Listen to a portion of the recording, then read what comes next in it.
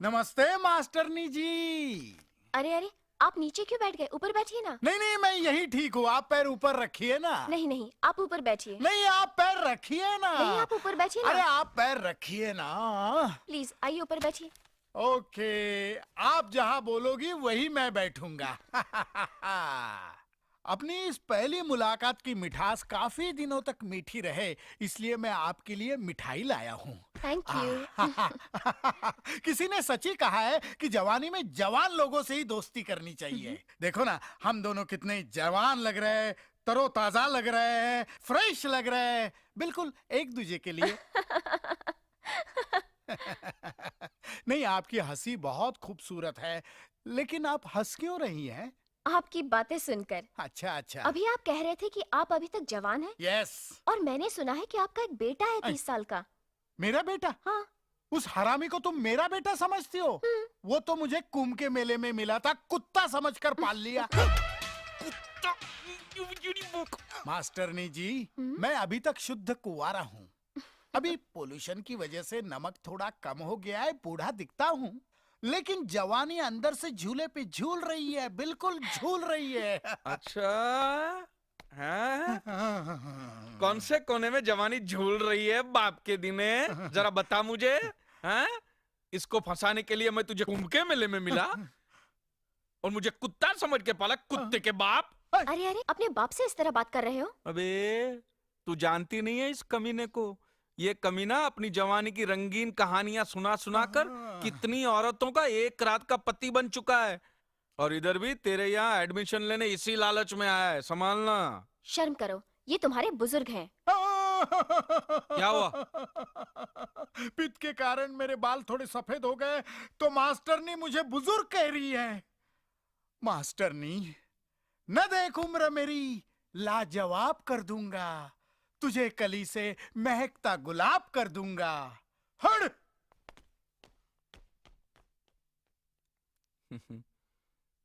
तुम तो दरिया हो, समंदर हो, तुम्हारे अंदर से ही आईएनएस अर्जुन नाम का जहाज डूब चुका है। फिर ये मेरे बाप जैसी छोटी मोटी कश्तियां डुबोने से क्या मिलेगा? छोड़ दो बेचारे को, माफ करो, आगे बढ़ो, जाओ। हाँ, अजीब बाप बेटे हैं।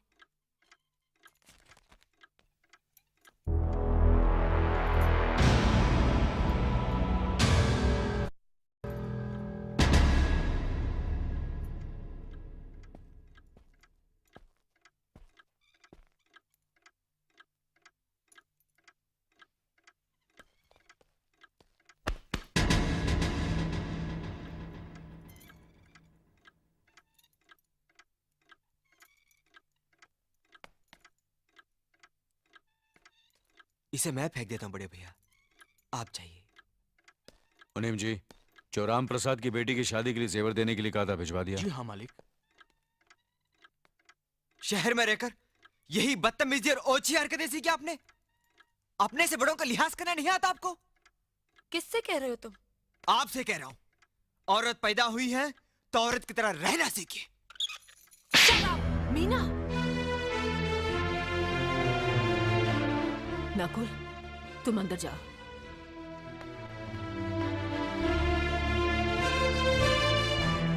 पागल हो गई हो तुम?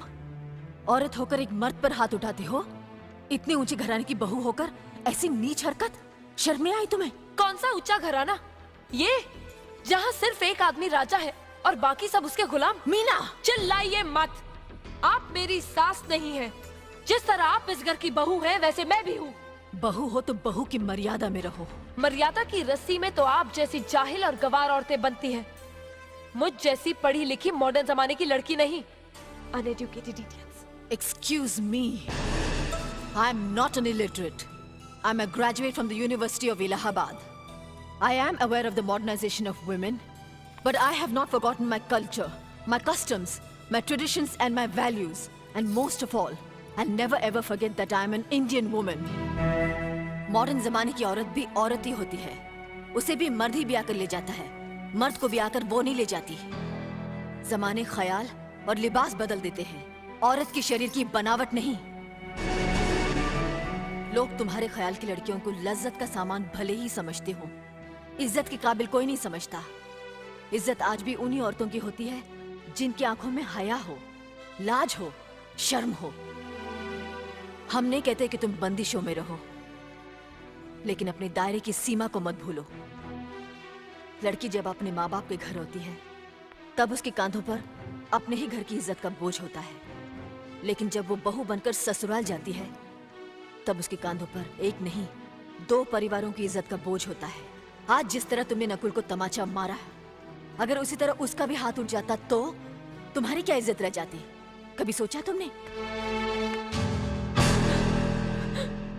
क्या बात है?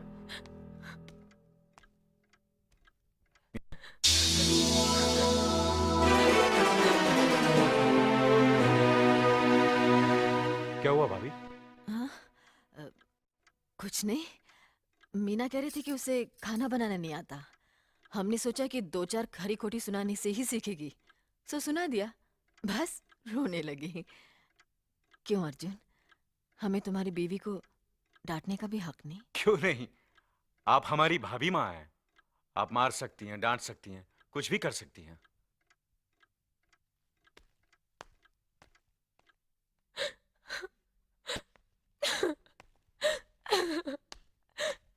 मैंने भूल की जो मैं इन लोगों के बीच आ गई। मेरी तो इस घर में कोई इज्जत ही नहीं है। जब देखो तो सब मेरी इंसल्ट करते रहते हैं। मैं कब से रो रही हूँ, तुम पूछ भी नहीं रहे हो कि मैं क्यों रो रही हूँ। बेकार हो रही है तो कौन पूछेगा? अच्छा, तो मैं तुम्हारे लिए और इस घर के लिए बेकार हो गई हूँ। अरे बेकार तो तुम हो गए अपने परिवार के बीच में रहकर। मैं कब से बोले जा रही हूँ और तुम हो के सुन ही नहीं रहे हो। इंसान की चीख सुनकर लोग शुभ अशुभ का विचार करते हैं, लेकिन जब मेंढकी को जुकाम होता है उसकी चीख की कोई परवाह नहीं करता। ये मत भूलो कि जब मेंढकी चिल्लाती है तो आंधी और तूफान आते हैं। आंधी और तूफान आएंगे तो उसका नतीजा तुम्हें ही भुगतना पड़ेगा। तो फिर ठीक है, अब मैं तुम्हारे साथ तब भी रहूंगी जब तुम मेरे साथ मेरे डैडी के घर रहोगे।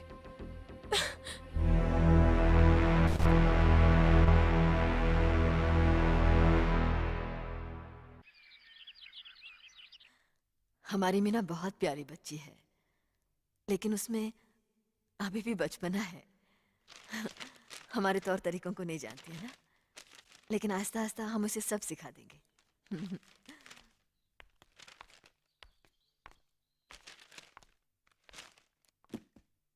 बड़े भैया, ये अपने घर जाना चाहती है। जाना भी चाहिए, 4-5 महीने हो गए, मायके की याद भी आती होगी इसे। और अर्जुन, तुम्हारे ससुर जी तुम्हें कई बार बुला चुके हैं, तुम भी कुछ दिनों के लिए हो आओ, तुम्हारा मन भी बहल जाएगा। अगर ये वापस लौटने के लिए जा रही होती तो मैं जरूर जाता, मगर ये तो हमेशा के लिए इस घर से जा रही है।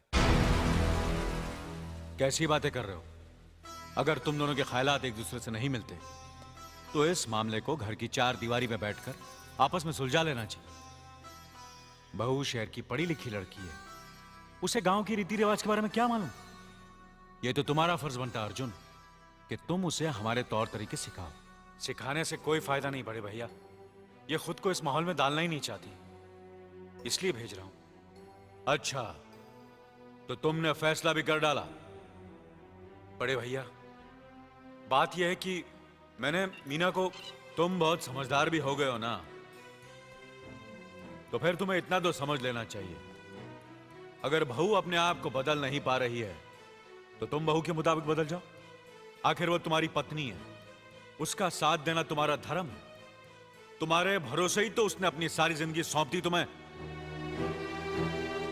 अर्जुन, मेरे दर्द पर तुम तड़प उठोगे, तुम्हें तकलीफ होगी तो मैं रो दूंगा, क्योंकि हम दोनों एक ही मां की संतान हैं, खून का रिश्ता है हमारा। मगर पत्नी का नाता उससे कहीं ज्यादा गहरा होता है, क्योंकि वो पराये घर से आकर अपनों से कहीं ज्यादा अपनी हो जाती है, परछाई बन जाती है हमारी। पति शरीर है तो पत्नी उसकी आत्मा है। पत्नी ही पति के जीवन को सही अर्थ देती है, उसे कामयाब बनाती है। पत्नी के बगैर पति बेजान और बेमाने हो जाते हैं।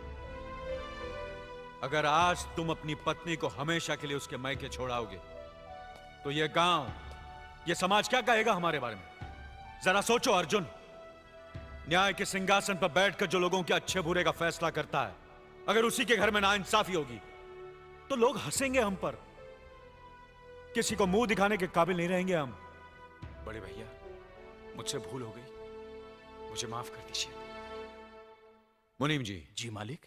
जायदाद के दस्तावेज लाइए। जी अभी लाया।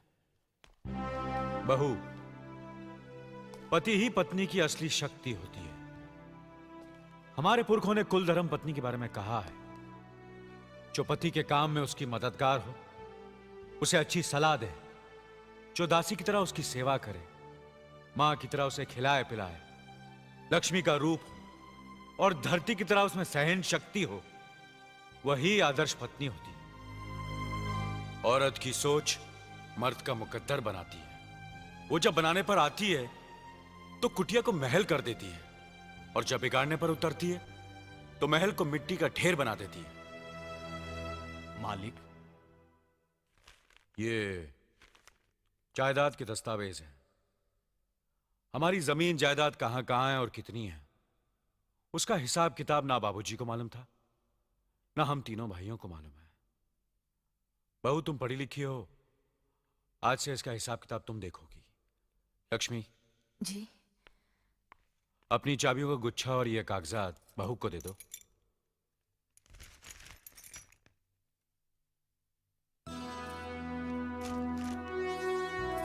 आज से तुम इस घर की मालकिन हो। तुम जहां कहोगी, जिस कागज पर कहोगी, हम तीनों भाई चुपचाप आंख बंद करके दस्तखत कर देंगे। जैसा कहोगी वैसा ही करेंगे। बस एक ही विनती है बहू, हम तीनों भाइयों को अलग करने का ख्याल अपने मन में कभी आने मत देना।